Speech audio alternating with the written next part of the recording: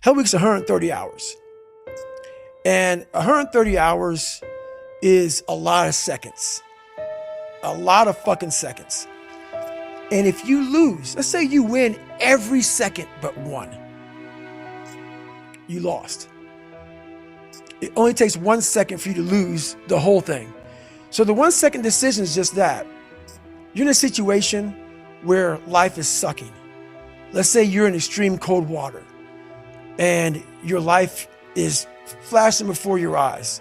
Every time that wave goes over your head, your thought process is, I gotta get the fuck out of this water. And you're in Hell Week. And you're hour one of 130 fucking hours. All you want to do is go back home. You want the warmth. You may want something to eat. You want your girl to hold you. All those things of comfort are there in that 1 second. And this is where people lose. So what I do in that 1 second, because we all think about quitting when shit's hard. But what you have to do in that 1 second is hard to process information during pain. Because that pain takes over and you can't think rationally. You're thinking about fight or flight, save yourself. That's not a rational thought. It's not a thought that's going to get you through hard times. And most people fail those 1 seconds. And then that 1 second leads to 20 years, 30 years, 40 years of fuck.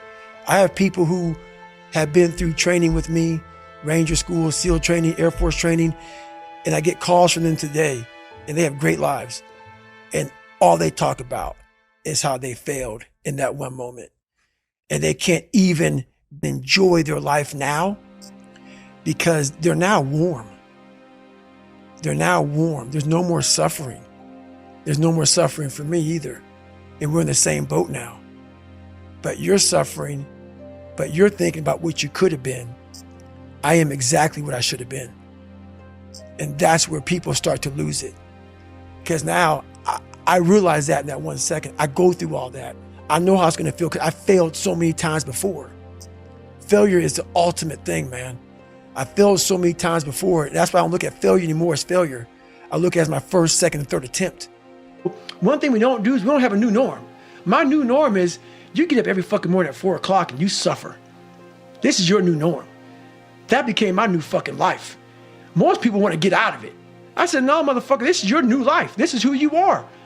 Your new norm is you wake up and you suffer. And I started realizing if that's my mentality, this shit ain't hard anymore. As you're trying to fix yourself and dig yourself out of this deep hole that life, society, and you helped also.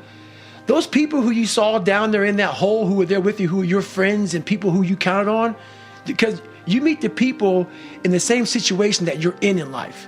Those people become your friends. And the second you try to get out of that situation and become better, those people are in that grave, in that dungeon, just yanking at your heels, man, saying, get the fuck back. Oh, no, come on back here, motherfucker. Yeah. You ain't gonna make me feel like shit by you getting out of this hole. So I get that all the time now. People would constantly remind me of who I used to be back in the day. In this day and age with so much shit going so fast and everybody wants to keep everything going, everything up and everything. I want to be the greatest multitasker of all time. Not me. If I put my 100% into what's in front of me, I will destroy it. If I'm out here just multitasking and shit, I'm going to half-ass everything I do. So it is the most important thing in the world to me is being focused at the task at hand.